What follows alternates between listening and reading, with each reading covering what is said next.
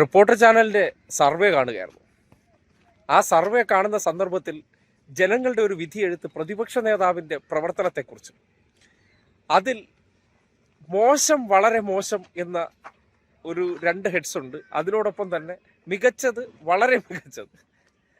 പക്ഷേ കേരളത്തിലെ മനോരമ ഉൾപ്പെടെയുള്ള മാധ്യമങ്ങൾ പ്രഖ്യാപിച്ചുകൊണ്ട് നടക്കുന്നത് ഇത്രത്തോളം ജനകീയനായിട്ടുള്ള ഒരു മുഖ്യമന്ത്രി കേരളത്തിലില്ല. 50%-ലേറെ അദ്ദേഹത്തിന് ജനപിന്തുണയുണ്ടെന്ന് പറയുമ്പോൾ, ഇന്നലത്തെ 16 ലക്ഷം പേര് നേരിട്ട് വോട്ടെടുപ്പ് നടത്തിയ റിപ്പോർട്ടർ ചാനലിൻ്റെ ആ സർവേ കണ്ടുകൊണ്ടിരിക്കുമ്പോൾ നിങ്ങൾ തന്നെ കാണണം.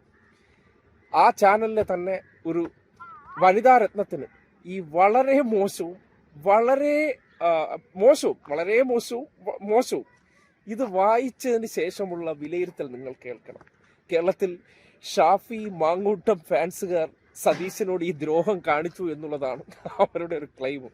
അല്ലാതെ കേരളത്തിലുള്ള മനുഷ്യർക്ക് വി.ഡി. സതീശൻ എന്ന് പറയുന്ന വ്യക്തിയോട് പ്രത്യേകിച്ച് ഒരു കാര്യം പറയില്ലേ, ഇപ്പോൾ ഇത്രയും PR ടീമിനെയൊക്കെ വെച്ച് പ്രവർത്തിച്ചതിന് ശേഷം എന്തിനും ഏതിനും ആൾക്കാരെ കാശ് കൊടുത്ത് സതീശൻ നിയോഗിച്ചിരിക്കുകയാണ്. എന്നിട്ട് പോലും റാങ്കിങ്ങിൽ 13-ാം സ്ഥാനത്തും, അതും പിണറായി വിജയന്റെ താഴെ.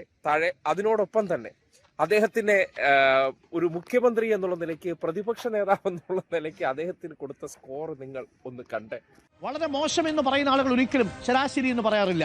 എന്നാൽ അത്ര ഗംഭീരവുമല്ല, കുഴപ്പമില്ല എന്ന് പറയുന്ന കൂട്ടത്തിലാണ് 12%. അതുകൂട്ടി നോക്കിയാൽ 55% വരും. 12.63% ശരാശരി.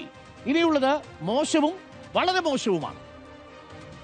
മോശം സ്മൃതി, മോശം അഭിപ്രായം 26.2, 4-1. മികച്ചതെന്ന് പറയുന്നത് 4-1, മോശം എന്ന് പറയുന്നത് 4-1 അല്പം കൂടുതൽ.